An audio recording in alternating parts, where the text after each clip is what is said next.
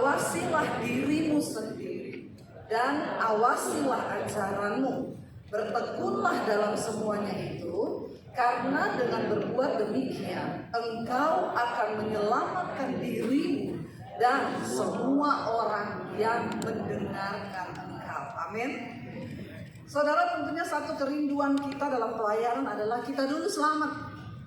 Ya, jadi kita nggak jadi pendeta calo. Ya, tahu nggak pendeta calo? Di terminal, naik, ayo. Ya, Semarang kota. Penumpangnya naik, calonya ya. Jangan jadi pendeta calo. Surga. Jemaatnya ke surga, pendetanya ke. Saudara yang jawab, bukan saya. Ya, ayat ini berkata, saudara, bagaimana kita bisa menyelamatkan diri kita dan semua orang yang mendengar kita juga selamat. Saya yakin ini kerinduan semua pendeta, semua hamba Tuhan. Amin apa amin? Yang mendengar kita itu selamat, tapi kita juga selamat. Ternyata ada dua di sana firman Tuhan berkata. Yang pertama, awasi dirimu. Bilang awasi diriku. Ya, artinya apa? Pelayanan. Ya, keselamatan itu harus diawali dari diri kita dulu. Kita tidak mungkin bisa menyelamatkan orang lain kalau kita sendiri belum selamat. Ya, tidak mungkin kita melayani jemaat yang sakit jiwa kalau pendetanya masih sakit. Haleluya toh. Bilang aja, saudara, sakit jiwa itu bukan gila lari-lari di jalan, bukan. Itu sudah korslet. Ya, di dalam jiwa manusia itu ada pikiran, perasaan, dan kehendak. Saudara jadi pendeta yang marah-marah, kau itu sakit? Pastikan kiri kananmu tidak ada yang sakit jiwa. Banyak orang bertopeng pelayanan, banyak. Di luar hebat. Padahal di dalam rumah, suami istri kalau berantem, 3 hari tidak bicara. Ada di sini begitu? Gak usah makan. Saya suruh Pak Vito buka kolam baptisan, kita rendam lagi sekarang 20 menit. Biar buka mata langsung di rumah Bapak. Lebih baik jiwamu selamat walaupun tubuhmu binasa. Banyak saudara. Sekarang ini banyak pendeta sakit jiwa. Apa dikit tersinggung, apa dikit marah, apa dikit ngambek. Ya, baperan. Baper, koper, bagasi. Ya, baper itu bawa perasaan, korban itu korban, koper itu korban perasaan. Akhirnya bagasi, bahagia enggak, sedih iya. Ya, jangan no baper, no koper, ya, no bagasi. Kita ini saudara sebagai pendeta, kita dulu jiwanya harus sehat. Pikiran, perasaan, dan kehendak kita. Berapa banyak orang bertopeng pelayanan, di mimbar hebat saudara. Ya, di rumah pulang berantem. Habis dia ngomong, saudara saya, Allah adalah sumber damai sejahtera. Dia pada bilang, bercanda. Karena di rumah dia sama istrinya tidak ada damai. Tiap hari ribut, berkelahi terus. Saya dulu pernah sakit jiwa saudara. Saya ini sudah pelayanan. Saya bertobat. Saya diusir papi saya dari rumah, saya membunuh, saya bawa luka batin. Sampai di gereja saya ketemu pendeta-pendeta yang juga sakit jiwa. Jadi saya tambah kepahitan. Lalu saya menikah dengan suami saya. Untung saya dapat suami orang Solo. Untung saya Sulawesi. Ya, sama-sama Solo, tapi dia Solo, Jawa Tengah, saya Sulawesi. Ya, mirip-mirip kita sama Pak Bedi itu. Makanya kalau ngomong begitu, saudara jangan kaget kalau orang Sulawesi itu ngomong kayak Pak Bedi kemarin ngomong gini. Heran saya, pendeta begitu, otaknya di mana? Kalau di Jawa ini Pak ngomong otak itu kasar Pak. Tapi kita di suami saya itu bolak-balik ngomong gini saya. Kalau ngomong jangan ngomong otak. Saya bilang terus ngomongnya apa? Pikiran. Orang Jawa itu halus loh Pak. Padahal kita ngomong otak biasa ya Pak. Saya juga kadang ngomong ya otaknya di mana ya? Itu di Sulawesi biasa saudara. saudara. Jadi saudara jangan kaget ya kemarin Pak. Kita selalu suami saya ketawa kemarin Pak Beni ngomong gitu. Otaknya di mana? Suamiku bilang sama kayak kau. Kalau ngomong otak-otakin orang katanya. Padahal di Sulawesi itu kata-kata biasa saudara. Saya menikah dengan suami saya. Saya ini masih membawa kepahitan, luka batin. Saya sakit jiwa. Kami berdua ini ketemu di gereja. Suami itu senang, dia berdoa dari dulu dapat istri hamba Tuhan. Ketemu saya, kita ini ketemunya di gereja loh, di mimbar. Dia main keyboard, saya khotbah. Ya, kami ketemu di Solo. Jadi waktu itu kita pikir hamba Tuhan sama-sama pelayan ketemu pasti kalau berantem itu haleluya. Shalom. Ya. Lebih ekstrim lagi pasti kalau berantem bahasa roh sih. Padahal keren. Dipikir ketemu di gereja seneng. Ya tapi saya ini masih sakit jiwa. Saya kepahitan sama keluarga, diusir. Saya kepahitan sama beberapa pendeta yang saya lihat dengan muka saya dengan ya ada model pendeta kayak begitu. Saya kepahitan, saya nikah sama dia. Waktu kita menikah saudara, kan saya sakit jiwa. Suami saya hanya melihat saya di mimbar, pendeta hebat, khotbah di gereja besar. Waktu kami menikah, ya akhirnya masih bulan madu toh, madu. Saya bangun pagi bikinin dia kopi. Ya ini sayang, I love you, I need you, I want you.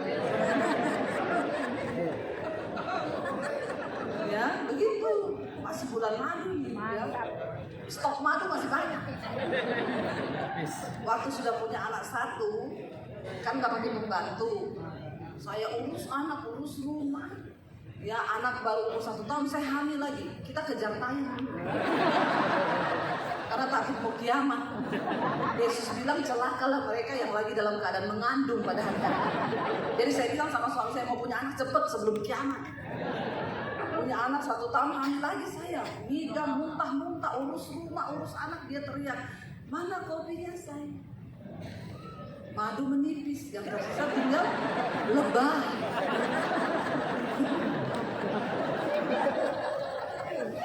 Ya, lebahnya lebah Sulawesi, lebah hutan. Lebah hutan ini, kalau entup sakit bisa mati karena sangat beracun. Berbisa, apalagi sakit jiwa. Ya madu habis tinggal lebah. Dia teriak, kopi mana? Saya teriak, kau kan punya tangan 2 kaki 2 toh? Gak bisa lihat istri lagi santai apa? Kamu pikir saya gak capek? Kok kamu jadi suami punya karunianya bos? Bikin sendiri sana di dapur. Suami saya kaget nih, astaga. Ini pendeta. Pendeta yang selama ini ngomong, shalom saudara. Bercanda. Ya, kaget dia. Kenapa istri saya jadi begini? Ya sakit jiwanya kumat. Marah saya. Bikin sendiri, sana di dapur. Dia takut sih orang Solo kan tidak berani marah. Dia ke dapur, dia tanya, gula mana? Toples, ya kalau tulisan garam. Kenapa ditulis garam? Biar nggak ketahuan semut. Kan kayak kamu di HP-mu Yanti kau tulis Yanto. Ya enggak bapak-bapak pendeta. Wanti ditulis pengalaman pribadi. Saya hanya mengumpan loh. Ternyata benar ya banyak pengalaman begitu. Ya, malam-malam HP-nya bunyi jam 10 malam. Tulisannya tukang sedot WC. Istrinya tanya, kenapa tukang sedot WC telepon kau malam-malam?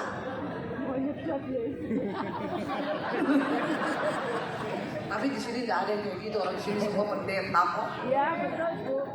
Hati-hati kau ya, persiapkan diri menyambut kedatangan Tuhan. Nah itu di HP-mu itu sumber setan itu. Kalau nggak bertobat. Akhirnya suami saya kaget. Akhirnya tiap hari kami ribut saudara, saya sakit jiwa. Anak nakal sedikit saya pukul itu anak saudara. Saya hajar pakai sapu. Dia teriak, ampun mami, biru-biru. Saya bilang, kamu tahu nggak dulu apa yang opa bikin sama mami? Gak ada apa-apanya sama yang paling bikin sama kau.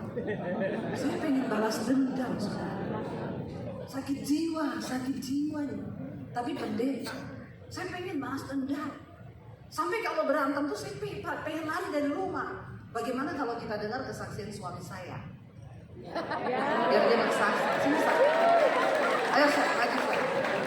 Supaya ini bukan rekayasa semata. Tapi saudara dengar dari suami saya sendiri bagaimana sakit jiwanya saya dulu, ya. Ini suami saya. Jangan dilirik. Apalagi ajak foto berdua ibu-ibu, awas. Larang keras. Ini suami saya. Ya, namanya Daniel. Ya, shalom. Shalom. Satu kerinduan saya waktu membangun pernikahan, saya rindu bahwa pernikahan semua manusia kepengen pernikahannya bahagia.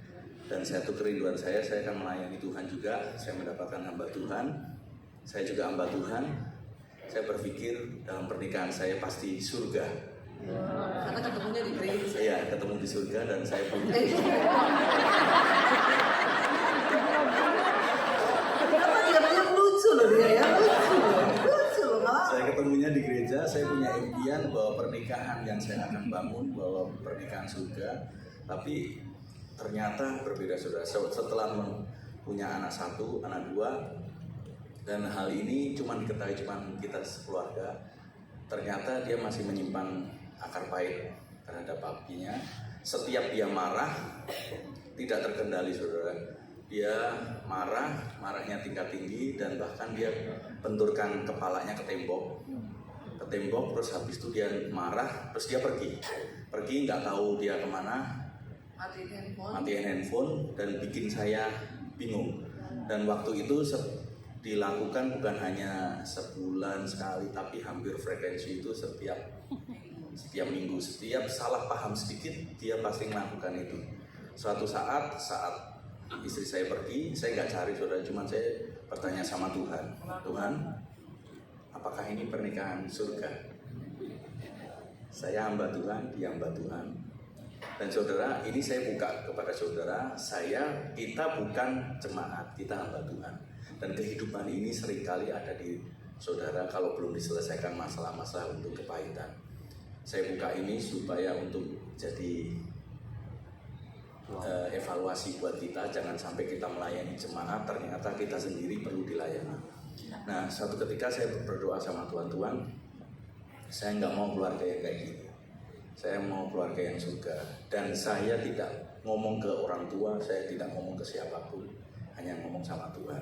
Suatu ketika, waktu kita salah paham, di satu malam salah paham, dia marah besar, saudara. Tuhan ingatkan saya satu hal tentang kepahitan terhadap papinya, luka batin istri saya. Waktu itu, waktu dia marah, saya ajak berdoa, dia tentu nggak mau. Terus saya tanya satu hal, coba kamu lihat saya, anggap saya ini papimu, apakah kamu mengasihi papi? Wah, dia tambah meronta. Dari situ saya tahu akar permasalahannya itu ada di hatinya, dan itu yang membuat semuanya berantakan. Kemudian satu malam itu, saudara, saya layani dia sampai jam 2 pagi, dari jam 10 malam sampai jam 2 pagi. Saudara berpikir bahwa dia khotbah di mimbar yang luar biasa, ternyata ada luka hati yang orang lain nggak tahu. Dan waktu itu selama 4 jam saya layani dia, bahkan begitu 4 jam selesai dia bisa mengampuni dan bisa merangkul saya, dianggap saya sebagai papinya. Dan saat itu saya percaya bahwa surga terbuka.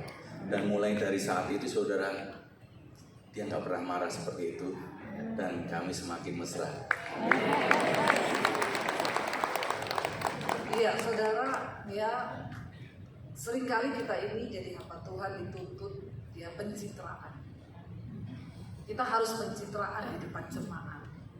Padahal dari kita sendiri masih perlu dilayani.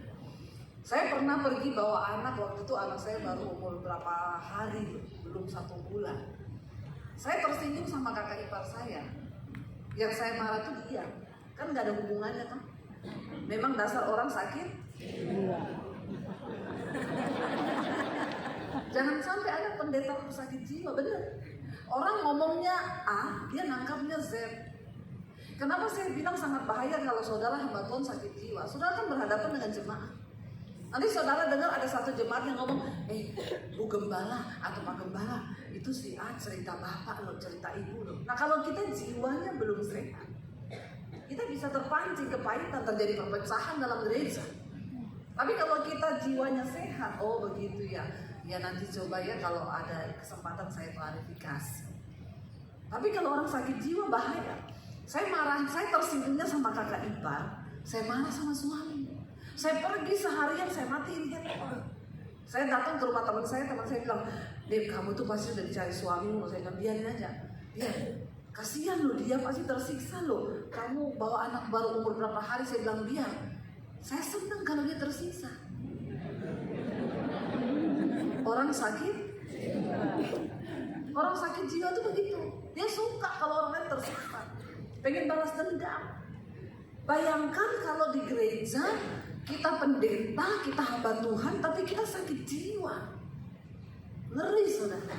Akhirnya saya bagaimana, tapi saya tahu abis saya pukul anak saya tuh siang, mereka nangis semua minta ampun. Nanti mereka tidur malam, saya lihatin anak-anak saya tuh tidur, saya nangis. Saya bilang saya ini jahat loh. Kenapa tadi saya pukulin mereka begitu lupa? Saya sesali, saya nangis. Tapi besok saya ulangi lagi. Saya bisa banyak untung loh, saya dapat orang Solo. Tuhan itu baik loh. Kalau saya kawin sama orang Batak atau orang Makassar, udah lama cerai pasti kita. Memang betul itu. Untung dapat orang Solo, ya, yang memang nggak marah. Suami saya itu kalau marah, aku boleh marah. Luar biasa dong, ya luar biasa saudara ya. Pamit dia kalau mau marah permisi. Saya boleh marah. Jadi saya bersyukur, ya. Sampai akhirnya dia doain saya pelepasan. Waktu dia tuh selalu ngomong gini, saya kayaknya ada yang nggak beres loh di hati. Kamu tuh kayaknya masih punya luka batin. Karena kalau kita berantem, saya tersinggung, lalu saya marah, saya iba diri saya.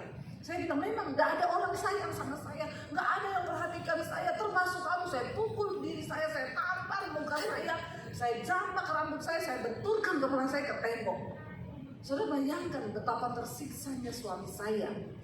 Dan itu saya saudara, seorang baby Bastian. Yang itu saya sudah kuat Pak. Nanti kalau suami saya bilang, kamu tuh ada sesuatu loh di hatimu. Saya bilang, gak usah kamu ngajarin aku ini doa pelepasan orang. Jangan tertawa kau, siapa tahu kau sakit jiwa. Ya, saya buka ini di depan saudara, supaya kita ini menyadari bagaimana kita bisa menyelamatkan jemaat, melayani orang yang kepahitan. Kalau kita sendiri itu belum beres, kita dengan diri kita belum beres. Makanya ayat ini berkata, awasi dirimu. Saya banyak melihat keluarga-keluarga yang anaknya hancur, rumah tangganya nggak benar, tapi dia hebat. Itu yang tadi Pak Hengki bilang, Beni, anaknya cerai, pakai obat. Itu terjadi karena papa mamanya sibuk pelayanan. Saudara, yang pertama kali pelayanan itu dimulai dari diri kita, pasangan kita, suami istri, lalu anak-anak kita. Jangan beri celah kepada iblis, terutama suami istri. Bohong kau pelayanan, tapi kau sama istrimu gak bicara, kau sama suamimu gak ngomong. Kau pikir Tuhan senang? Kau bawa sesuatu yang palsu, ibadah yang palsu. Yesaya 58 berkata, Tuhan bilang, ya inikah yang kau sebut ibadah yang berkenan kepada anak? Engkau berpuasa, engkau mencari aku, engkau ingin mengerti hukum-hukumku, tapi kau berpuasa sambil berkelahi. Karaktermu tidak berubah, dan engkau membawa ibadah yang palsu kepada Tuhan. Bagaimana jemaat yang kita layani bisa bertobat? Bagaimana gereja yang kita bangun itu bisa mendatangkan hadirat Tuhan? Kalau kita sendiri ya belum mengalami Tuhan dan hidup kita hancur. Tidak mungkin saudara. Banyak hari-hari ini hamba Tuhan yang bertopeng. Saya sama suami saudara, ketika saya dipulihkan, saya nggak pernah lagi marah, pergi dari rumah, saya nggak pernah benturkan kepala saya ke tembok, saya nggak pernah pukulin diri saya. Coba kalau saya seperti itu sampai anak-anak saya besar, saya yakin anak-anak saya juga akan seperti itu, karena dia melihat contoh dari orang tuanya. Tapi puji Tuhan itu waktu mereka masih kecil, belum ngerti. Setelah kita dipulihkan, anak-anak tuh melihat kami ini berdua hidup dalam saling mengasihi. Kita nggak pernah berantem hebat yang maki-maki di depan anak-anak, tuh nggak pernah. Ya kita kalau marah ngomong baik-baik, habis itu kita doa, kita punya komitmen berantem tidak lebih dari 5 menit. Susah nggak? Susah. Dan hanya orang yang punya jiwa yang sehat yang bisa. Saudara, kita ini melayani. Kita ini kan pelayanan kita ini menyelamatkan jiwa, karena darah dan daging tidak mendapat bagian dalam kerajaan Allah. Makanya Alkitab bilang selamatkan jiwa kan. Bagaimana kita bisa menyelamatkan jiwa sementara kita sakit? Ini penting saudara. Yang kita selamatkan ini jiwa manusia, pikiran, perasaan, dan kehendak manusia. Nah kalau kita sakit jiwa, kita nggak dipulihkan, nggak mungkin kita bisa memulihkan yang lain. Ya, saya berkomitmen 5 menit, kita berantem nggak boleh lebih dari 5 menit. Itu susah awal-awalnya saudara. Kalau jiwa kita tidak dikuasai oleh firman Tuhan, maka kita nggak akan mampu. Saya sama suami saya sampai detik ini tidak cocok. Nggak ada manusia yang cocok di dunia ini. Ya, Bapak Ibu, engkau menikah, engkau punya suami hamba Tuhan, cocok nggak? Ada yang cocok nggak di sini suami saya? Ada, angkat tangan, coba. Saya cocok Bu, selama menikah kami tidak pernah berantem. Kalau ada, maju ke depan, kita doakan Anda terangkat hidup-hidup seperti ini. Ya, nggak ada toh, semua pernah berantem toh. Waktu kita marah, kita berantem, itu yang diganggu jiwa, pikiran, perasaan, dan kehendak kita. Nah kita ini kan pengen, ini yang kita selamatkan ini kan jiwa. Bagaimana mungkin kita biarkan jiwa kita sakit kalau kita mati mendadak saudara, dalam keadaan kita berantem. Engkau harus peduli dalam hal ini. Kita melayani itu menyelamatkan jiwa. Nah kalau jiwa kita sendiri sakit, marah, kepahitan, kecewa, berantem 3 hari 3 malam. Kami belajar. Saya sama suami saya nggak cocok, tapi kami menundukkan diri kepada firman Tuhan. Dan firman Tuhan yang bikin kita cocok. Jadi kalau ada apa-apa gini aja deh, kita kembali ke firman sekarang. Jangan bawa budayamu, jangan bawa didikan keluargamu, jangan, itu tinggalkan. Apa kata firman Tuhan itu yang kita hidupi. Amin. Apalagi kita hamba Tuhan, Alkitab bilang jangan marah. Ya, tinggalkan pada saat itu, karena marah itu membawa sesuatu yang tidak berkenan kepada Tuhan. Jadi dulu kalau kita berantem saya masih marah, suami saya duluan, saya udah lebih dari 5 menit loh. Dan gak usah marah-marah, kita doa yuk. Kadang saya masih emosi, gak usah. Tuhan gak dengar doa orang marah-marah. Suami saya bilang, makanya gak usah marah, ayo. Kadang saya yang duluan, saya gak usah marah-marah, yuk kita doa yuk. Saya peluk dia, saya cium dia, udah gak marah. Itu namanya jiwamu sehat.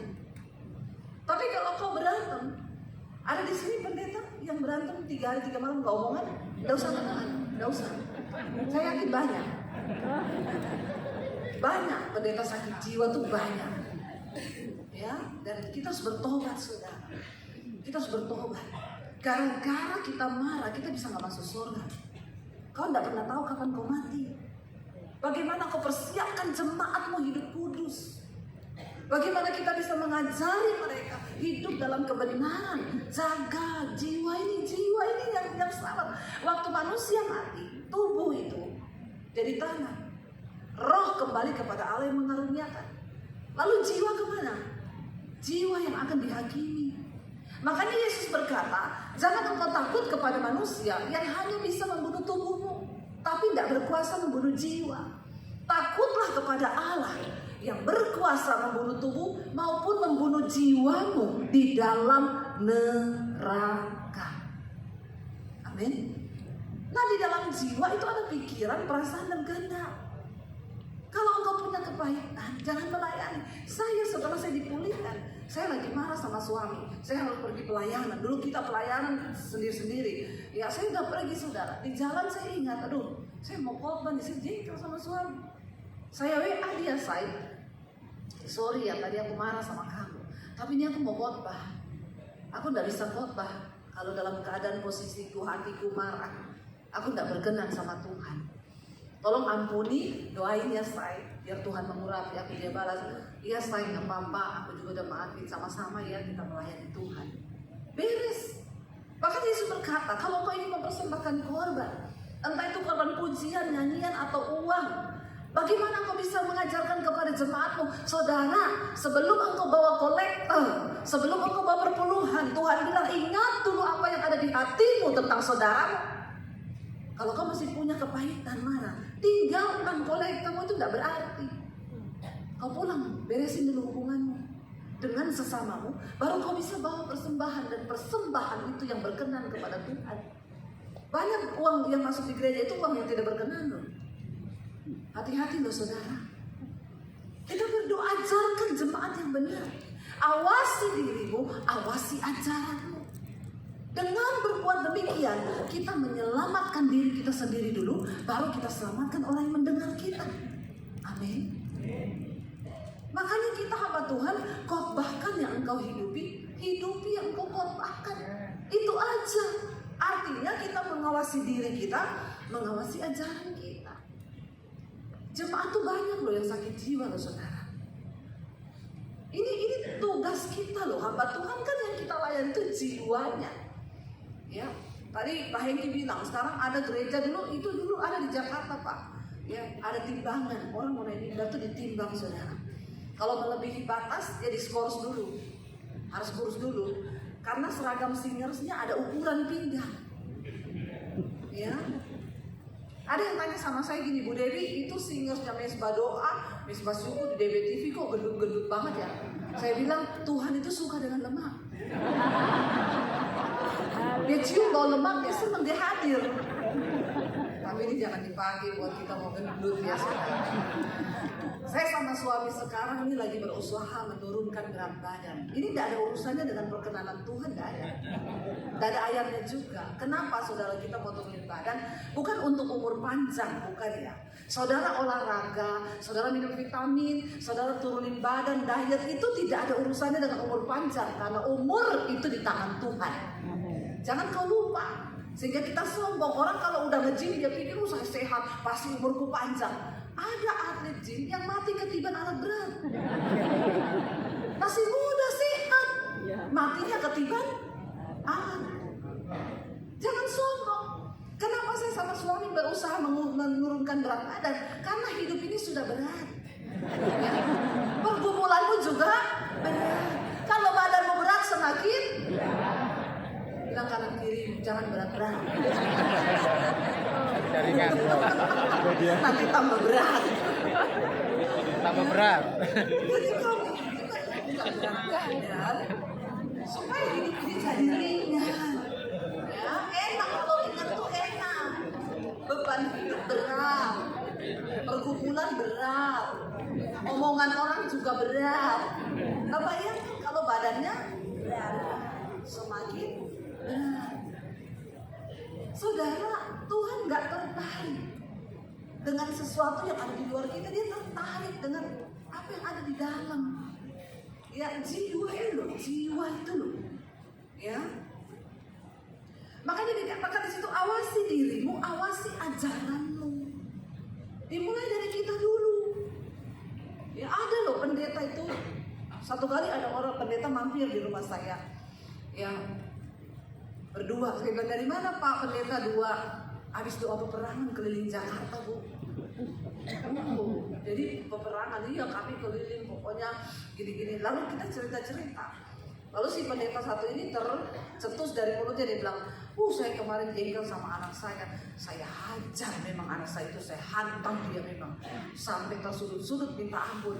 Saya kaget, saya bilang, loh Pak pendeta masih mukulin anak sampai kayak begitu? Iya, dia minta ampun. Saya bilang, saya boleh nasihati Bapak gak? Gimana Bu? Bapak doa-doa keliling tengking setan, setannya pindah. pindah ke rumah Bapak. Bapak kesetanan di rumah. Ya, semua ditengking di jalan-jalan tuh ditengking, tiap tikungan ditengking. Dia lupa dia pulang, setan ikut di mobilnya, masuk ke rumahnya. Ya, di jalan setan habis, pindah ke rumahnya semua. Makanya Pak Pendeta di rumah ya, pastikan sampai kanan kirimu tidak ada pendeta kesetan. Saudara, apa itu kerajaan surga? Roma 14 ayat 17 bilang, sebab kerajaan Allah bukan makanan, bukan minuman, bukan pakaian, tapi soal kebenaran, damai sejahtera, dan sukacita oleh Roh Kudus. Ini menjadi tolak ukur dalam pelayanan kita. Engkau hidup dalam kebenaran, ada damai sejahtera, ada sukacita, itu surga. Dan Tuhan mau kita ini mengalami surga, bukan nanti kita mati kelamaan. Sejak ada di bumi, dalam rumah tangga kita, Tuhan mau ada surga dalam rumah tanggamu, ada surga dalam pelayananmu, ada surga di gerejamu. Amin. Yaitu ada kebenaran, damai sejahtera, dan sukacita. Ini tolak ukur surga. Jadi sekarang coba kita introspeksi diri. Kalau dalam rumah tangga kita tiap hari ribut, berantem, nah engkau sudah ada di neraka sekarang. Bahkan sebelum engkau mati kau sudah di neraka. Ya, ada dosa. Kan kalau dalam kerajaan Allah itu kebenaran, damai sejahtera, sukacita. Berarti kerajaan setan atau neraka itu ada ya dosa, marah-marah, stres, galau. Kalau dalam pelayanan kita hidup ya stres, nggak ada damai, suami istri berantem, nggak omongan, nggak bicara. Aduh, mending istirahat dulu dari pelayanan, saudara. Hubungi Pak Victor atau Pak Hei. Jangan hubungi saya. Hubungi mereka. Makanya saya kalau ada jemaat konseling, saya gampang aja. Kemarin dia ngomong, Bu, saya sama ipar saya berantem, Bu. Ya, dia nggak mau sekarang ketemu saya. Dia nggak mau omongan sama saya. Apa yang harus saya lakukan? Saya bilang, Bu, kalau jiwamu sehat, kau pergi beli durian, kau antar ke rumahnya. Gitu aja. Cuma gitu Bu Dedi, nggak usah kasih ayat sekarang. Ya, udah terlalu banyak ayat di kepalamu. Kasih yang praktis-praktis aja. Kalau jiwamu sehat, orang mau sejahat apa sama kau, balas dengan kebaikan. Ini lagi musim durian, ibu pergi beli durian, mampir ke rumahnya, antar tuh durian. Kalau dia nggak mau ketemu, nggak apa-apa, yang penting ibu titip aja. Atau ibu mampir beli makanan apa, titip, tapi jangan dikasih sianida. Mati orang. Saudara, apa arti pelayanan bagi kita? Kalau kita pelayanan nggak ada damai sejahtera, nggak ada sukacita, kita tidak hidup dalam kebenaran, berhenti kau pelayanan, bertobat dulu, ya, beresin dulu, awasi dirimu, awasi ajaranmu. Mari kita buka Ibrani pasal 12 ayat yang pertama. Firman Tuhan di sana berkata begini, saudara. Ibrani 12 ayat 1. Dikatakan di sana, ya, kita baca bersama. Karena kita mempunyai banyak saksi, bagaikan awan yang mengelilingi kita. Karena itu, marilah kita menanggalkan semua beban dan dosa yang merintangi kita dan berlomba dengan tekun dalam perlombaan iman yang diwajibkan bagi kita. Ini ayat berkata, kita ini punya banyak saksi. Saudara, sebagai hamba Tuhan, kita harus sadar di sekeliling kita ini banyak saksi. Saksinya siapa? Yang pertama adalah Tuhan. Karena Alkitab berkata, mata Tuhan menjelajah ke seluruh bumi melihat orang baik dan orang jahat. Dan Dia akan memberi upah kepada masing-masing orang. Akan memberikan berkat, damai sejahtera dan kemurahan bagi orang yang hidup takut akan Dia, tapi memberi penghukuman yang setimpal bagi orang yang tidak menghormati Tuhan. Mata Tuhan itu CCTV, dimanapun ada, dan menembus batas-batas, menembus kamar-kamar hotel. Mata Tuhan itu CCTV yang tercanggih. Ya, makanya bapak-bapak pendeta, walaupun istrimu tidak tahu, tapi mata Tuhan melihat hidupmu. Jangan selingkuh. Amin. Amin. Ya, demikian juga ibu-ibu, jangan terus selingkuh. Kalau sampai pendeta selingkuh itu saya sudah nggak tahu mau ngomong apa itu. Ya, karena Yesus berkata, kalau dia pencuri, lebih baik kau potong tanganmu. Lebih baik kau masuk surga tanpa tangan. Kalau matamu itu bikin kau berdosa, congkel matamu. Mending kau masuk surga tanpa mata. Nah kalau orang tukang selingkuh, apa yang dipotong?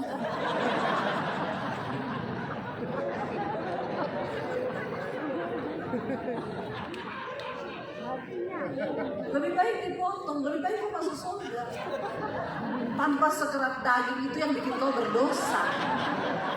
Ini serius ini bicara ini. Ya, udah pendeta masih kegatelan. Udah gembala gatel lihat orang muda, lihat singers, lihat janda, ya jatuh cinta. Sudah ibu gembala gatel lihat pemain musik. Bertobat loh saudara. Ngeri hari-hari ini saya dengar cerita ibu gembala selingkuh sama pemusik. Ya bapak gembala selingkuh sama singers. Ini mimbar ini jadi tempat apa? Kita nggak menghormati Tuhan. Ini bukan panggung, ini mimbar, ini altar, ini bukan panggung. Jangan bermain-main dengan Tuhan dalam hal kekudusan. Karena itu tadi dikatakan awasi dirimu, awasi ajaranmu. Kenapa banyak pendeta sekarang tidak berani khotbah kekudusan? Kenapa? Bagaimana dia mengkhotbah kekudusan? Dia aja bersinah. Ya, satu kali istri pendeta konseling sama saya. Karena nomor HP saya ini dibagikan di YouTube. Yang masuk tuh 22.000, 25.000 ini. Tapi nggak tahu selalu Tuhan tuh tunjuk yang harus saya buka. Satu kali ada ibu pendeta konseling, Bu Debbie saya mau konseling Bu, saya ibu gembala di satu gereja, tapi suami saya selingkuh Bu sama singers di gereja kami. Waktu itu ibu sudah bicara sama bapak, sudah Bu.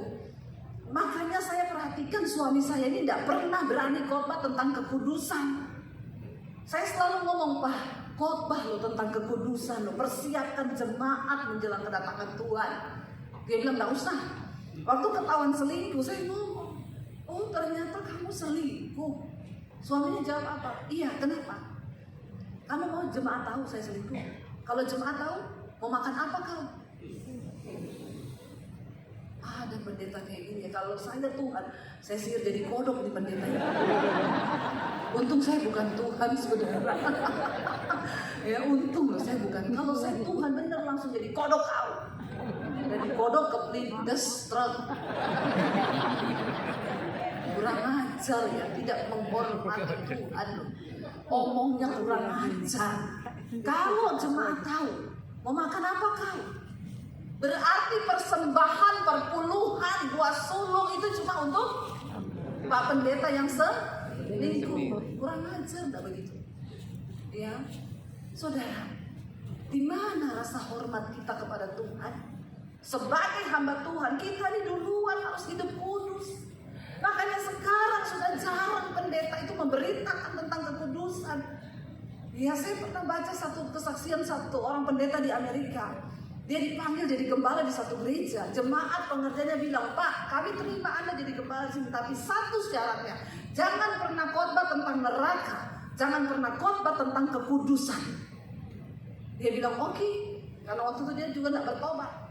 Dia khotbah tentang berkat, berkat yang enak-enak, berkat.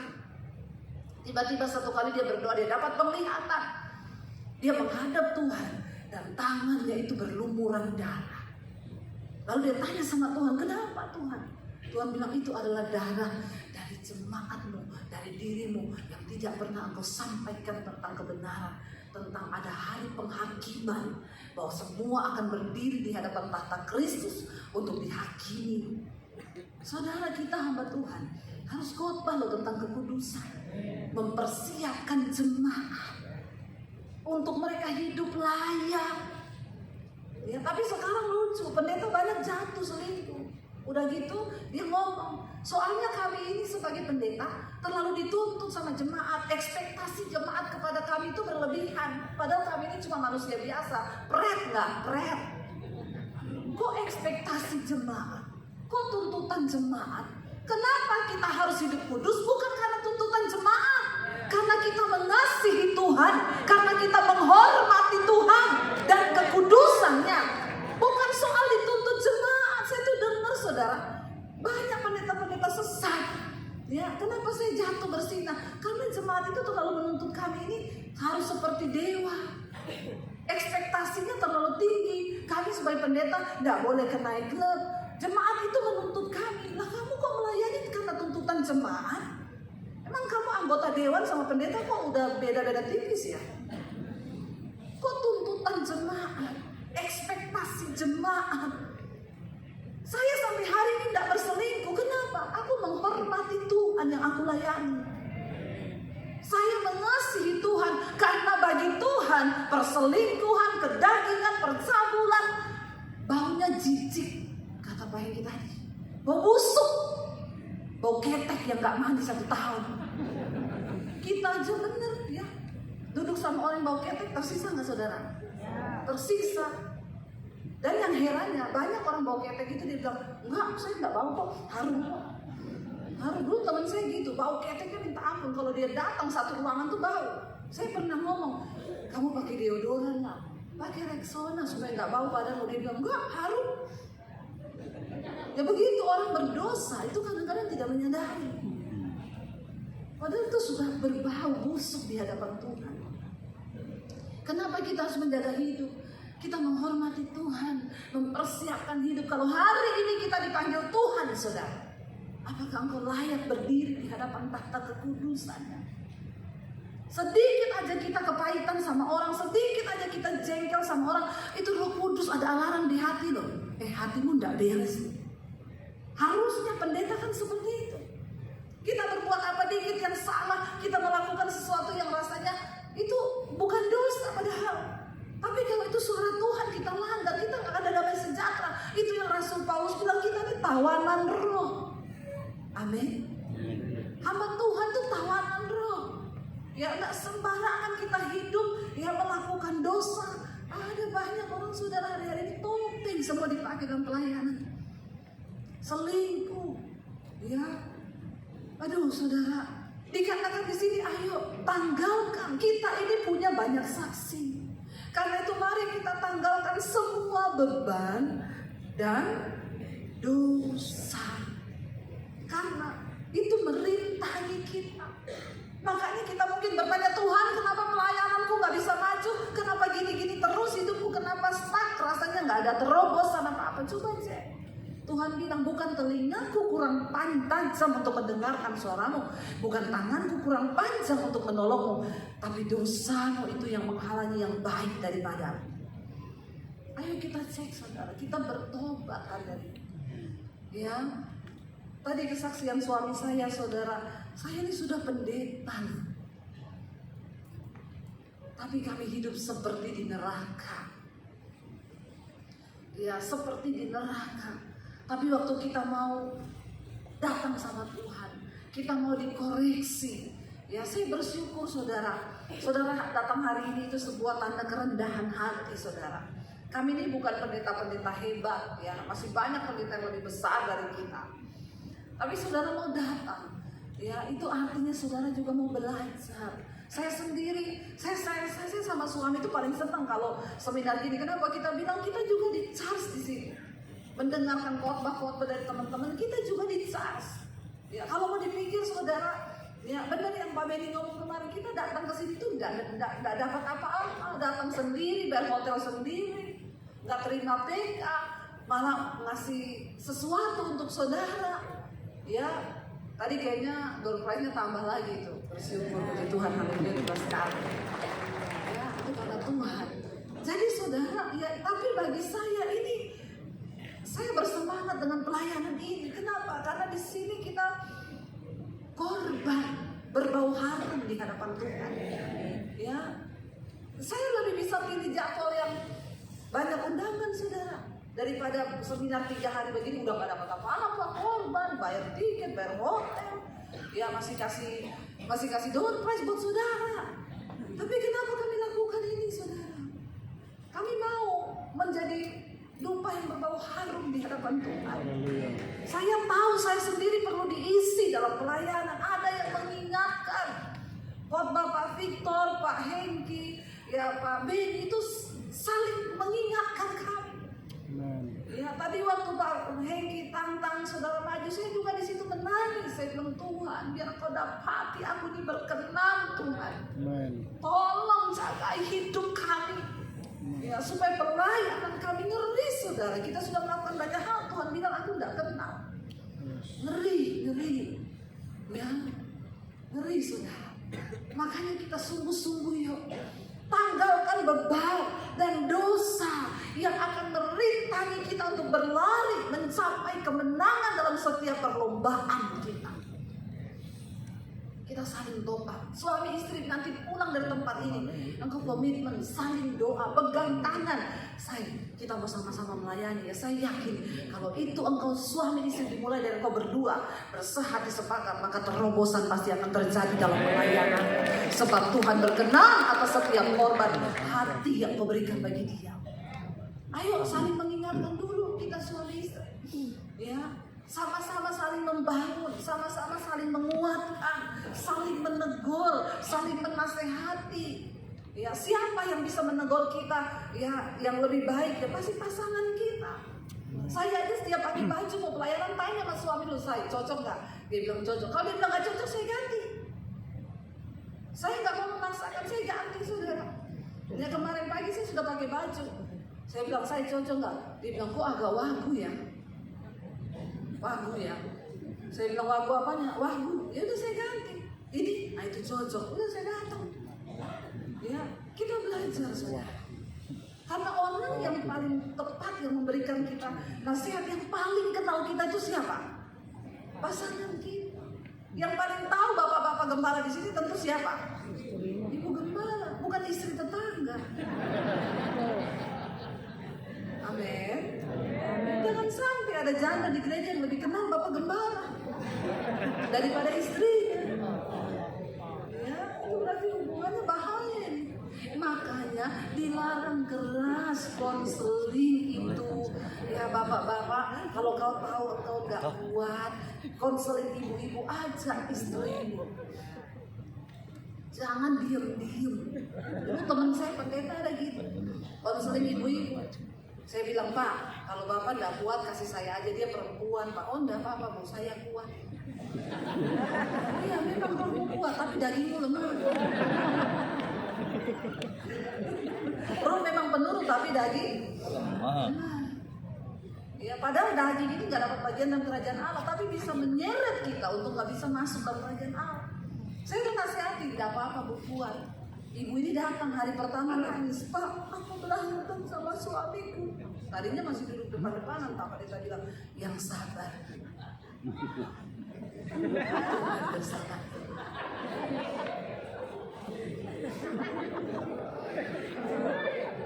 Ini kok uhui. Pengalaman pribadi nih Pak Pendeta ini. Didoakan pulang, besok datang makin heboh. Ya, sambil menangis berjuang air mata, aku dipukuli suamiku, Pak Pendeta. Nah, orang kalau konseling kan harus empati, turut merasakan. Ya, yang tadinya hanya depan-depanan, sekarang Pak Pendeta mulai gini, sabar. Ya, nah ini arusnya beda.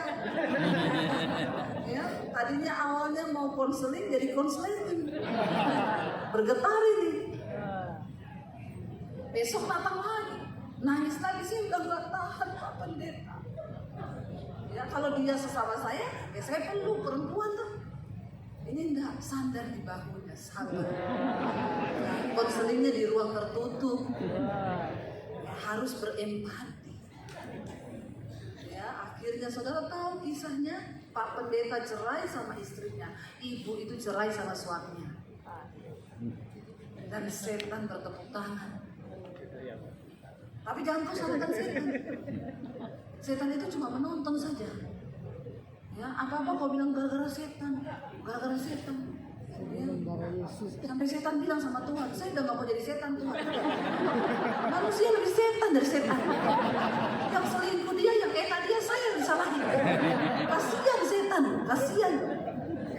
Yang enak Pak Pendeta, yang salah setan lagi. Ya, hati-hati.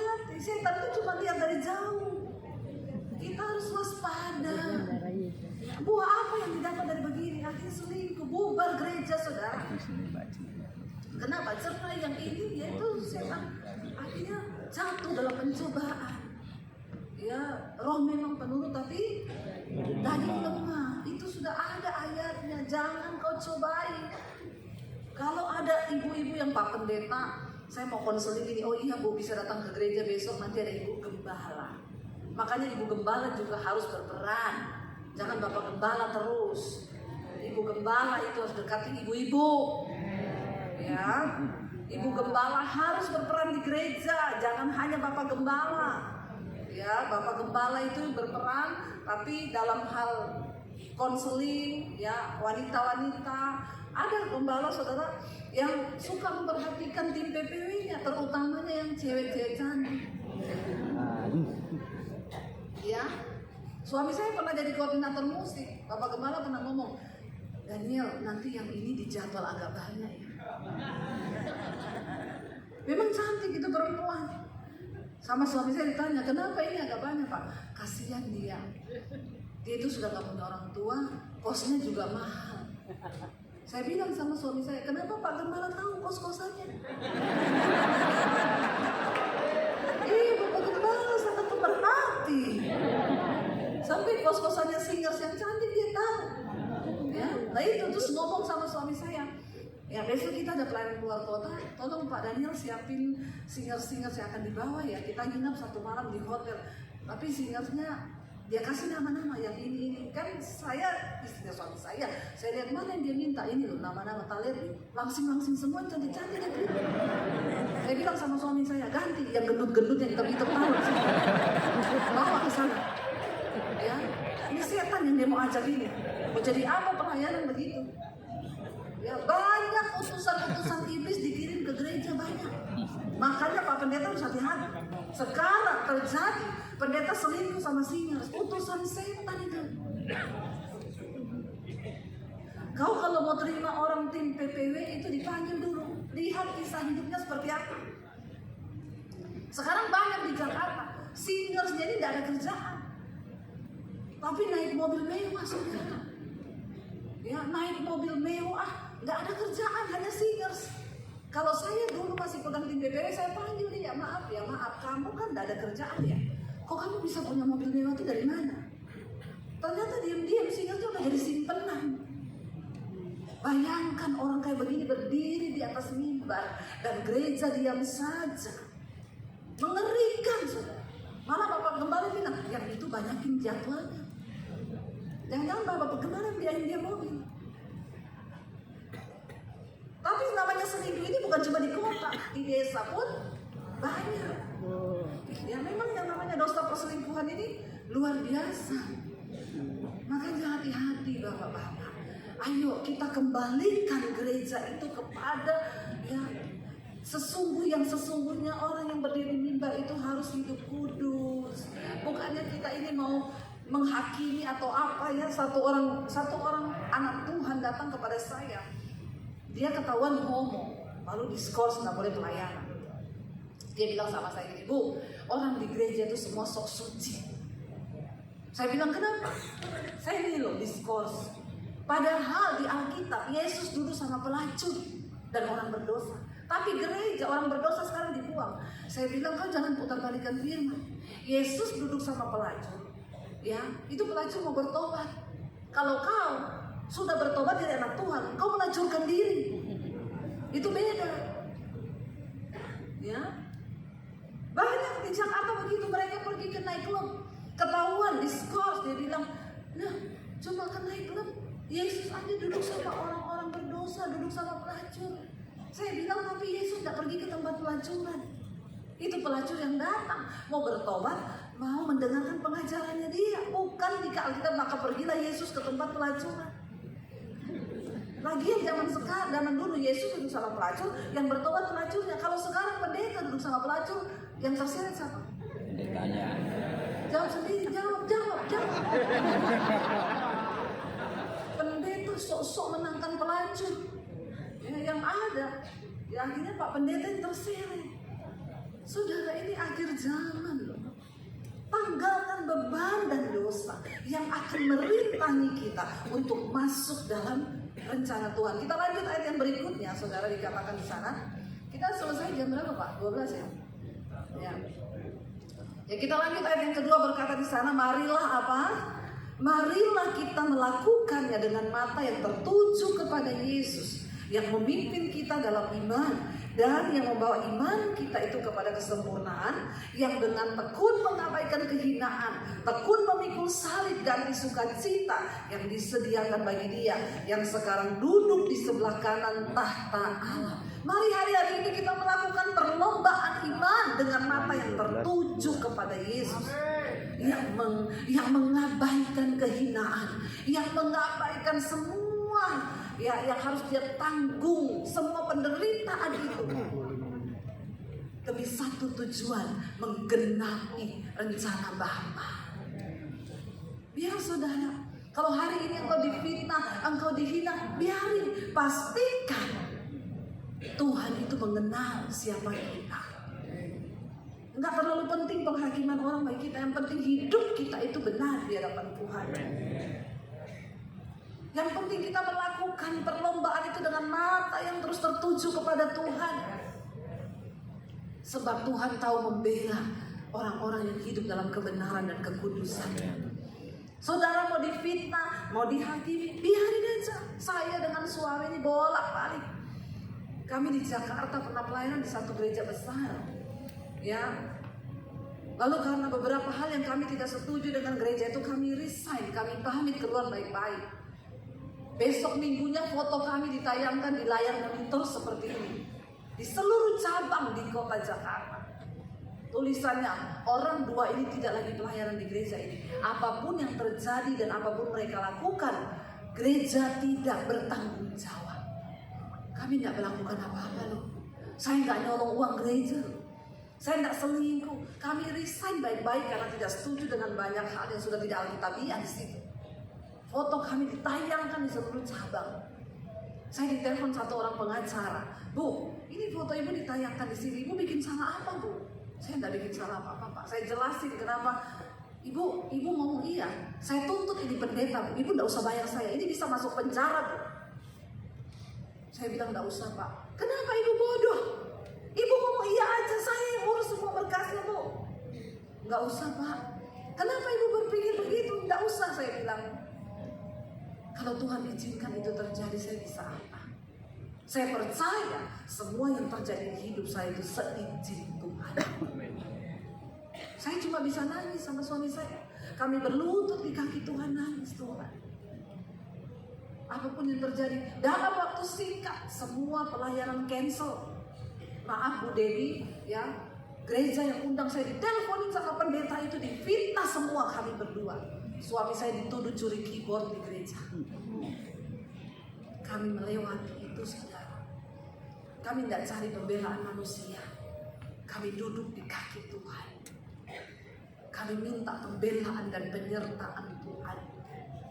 Karena Alkitab berkata, Tuhan tahu siapa milik kepunyaannya.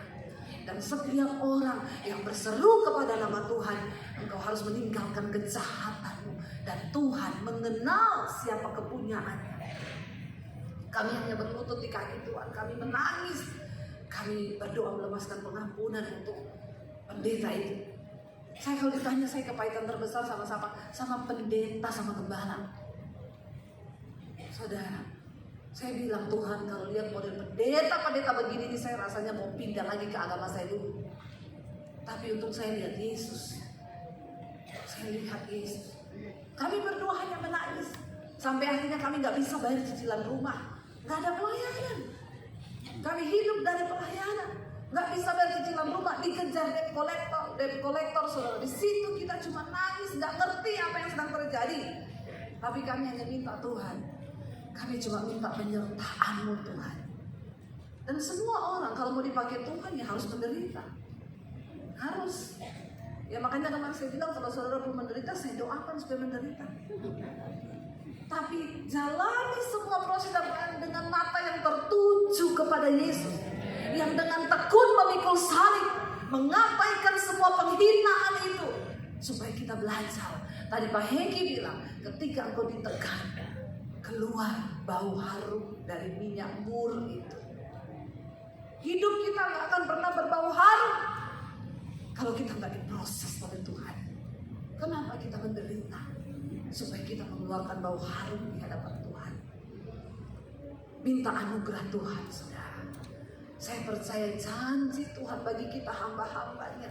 Waktu kita sungguh-sungguh berserah dan berseru kepada Dia, ada mahkota yang menanti, saudara. Tuhan itu memberi anugerah kepada kita hamba-hamba ini. Kita orang yang dikasihi Tuhan. Kita adalah biji mata Tuhan. Asalkan hidup kita sungguh-sungguh benar di hadapan Tuhan. Mari kita sungguh-sungguh menyadari. Kita bangkit berdiri bersama, saudara.